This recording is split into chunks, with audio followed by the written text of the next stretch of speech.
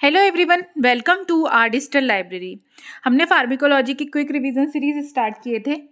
तो BMS second year में दिया हुआ है DG1 में ये टॉपिक, तो 3 दिन बाद ही इसका एग्ज़ाम है। तो डरने की कोई बात नहीं है। जितने भी इंपॉर्टेंट टॉपिक्स जो एग्ज़ाम में आ चुके हैं वो मैं ऑलमोस्ट कवर कर चुकी हूँ और ट्राई करूँगी कि आपके सारे टॉपिक्स कवर हो जाएं। आज हम देखते हैं एक्सपेक्टोरेंट्स और साथ ही साथ बीएमएस सेकेंड ईयर की महाकषाय की ट्रिक, योग की ट्रिक्स और जितने भी इंपॉर्टेंट और टफ टॉपिक हैं उनकी क्विक रिवीजन सीरीज बनी हुई है। सारे सब्जेक्ट की पर्टिकुलर प्लेलिस्ट बनी हुई है। आप आर डिजिटल लाइब्रेरी में प्लेलिस्ट वाले सेक्शन में जाकर सर्च करके देख सकते हैं। एक्सपेक्टोरेंट्स क्या होते हैं? ये हमें हेल्प करते हैं एयरवेज में। यदि म्यूकस का सिक्रीशन बहुत ज़्यादा हो जाए और एयरवेज ब्लॉक हो जाए तो म्यूकस को क्लियर करने में हेल्प करते हैं। इसको हम एक्सपेक्टोरेंट्स बोलते हैं। अब इसकी डेफिनेशन देखते हैं अच्छे से। An expectorants is a medication that people can use when they have cough that produce mucus.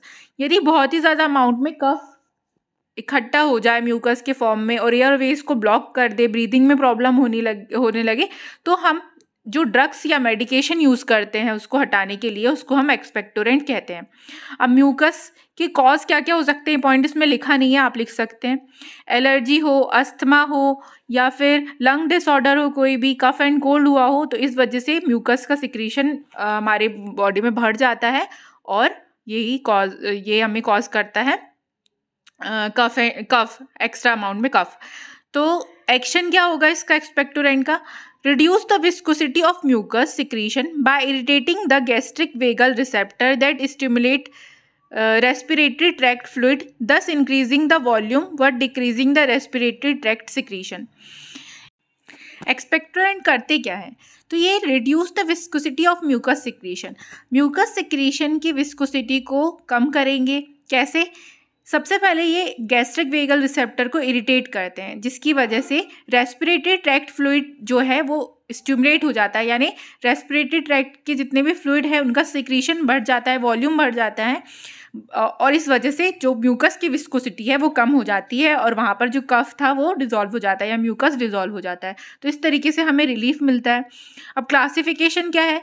Bronchial secretion enhancer. Bronchial secretion enhancer में हम क्या क्या दे सकते हैं? सोडियम एंड पोटेशियम सिट्रेट और पोटेशियम आयोडाइड। अब म्यूकोलाइटिक्स मतलब म्यूकस को ब्रेक डाउन करने वाली ड्रग्स, तो ब्रोमहेक्सिन ये दे सकते हैं। तो इतने यदि आप एग्जाम्पल लिखते हैं तो ये सफिशिएंट है। साइड इफेक्ट्स क्या होंगे?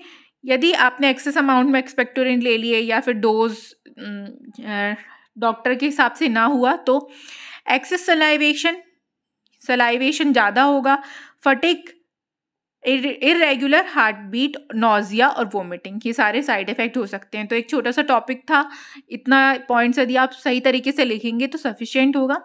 Thank you so much. Stay connected with our digital library for more videos.